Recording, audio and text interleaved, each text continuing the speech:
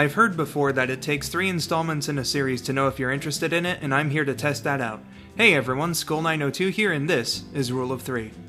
This special episode of Rule of 3 is being done as a reward for viewers reaching the $15 donation tier during my Extra Life Let's A Go event. To the viewers of the event and those who donated, thank you very much for supporting the cause. Today I'll be looking at Code Lyoko as suggested by Felicia Rose Antonia during the selection stream.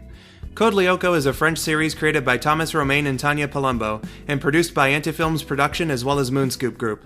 It aired on France 3 and Canal J between September 2003 and November 2007. The English dub, which I'll be reviewing here, aired on Cartoon Network's Meguzi block between April 2004 and late 2007, with the last few episodes premiering on the channel's website. I remember holding a bit of resentment for this show back in the day. Even though I was firmly a Nickelodeon kid by that point, it still sucked to see Toonami shoved off to the weekend and have it replaced on weekdays with a block that, in my opinion, had a worse aesthetic and inferior programming. Will that remain the case, or will I gain an appreciation for the series now that I've matured? Let's find out. Before I say anything else, I just gotta mention the theme song, A World Without Danger, because it's one of the best cartoon theme songs I've ever heard. Absolutely love it, and there's a full version out there in French and English. Not even the equally awesome and equally French Wakfu theme has a full English version available, so hats off to the producers for that. Excellent work. Notes from the song are also used as transitional music, so it's hard to really remember the other songs in the soundtrack. It was nothing terrible in that department, but nothing memorable either. The animation is a weird mixed bag. The 2D segments are done pretty well, but the 3D ones aren't that great, even by the standards of the time. Then in a weird reversal, I'm not terribly big on the character design, particularly for the kid characters. It's those huge-ass foreheads, makes them look like they're balding. However, the designs look much better in 3D. Still much better than that ugly dog, though. The voice acting wasn't great either. Most of the performances were pretty subpar, with the exception of Sharon Mann as the voice of both Jeremy and Aelita. Some line readings were still off, but they had the best consistency among the cast. When it comes to the writing, the characters were fine but with few standouts. Jim was the only character I ended up liking. The plots themselves I felt were good for a show like this, but the placement and overall storytelling I found a little weird.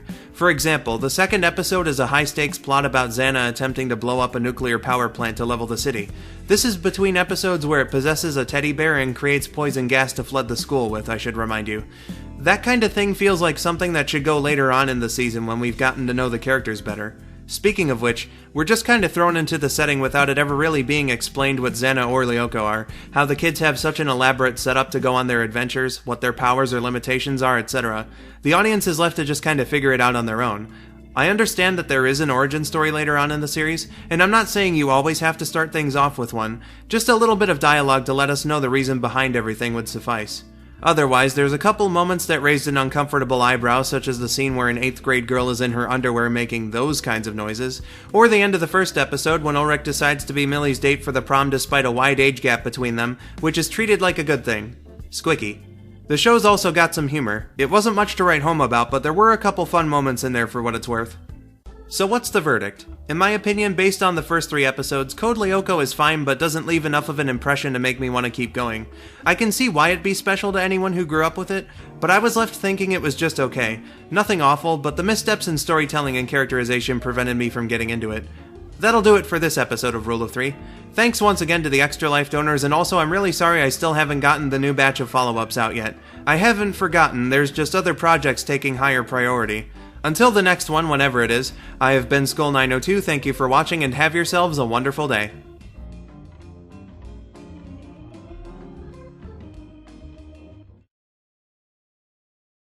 I haven't forgotten, there's just other projects taking higher priority.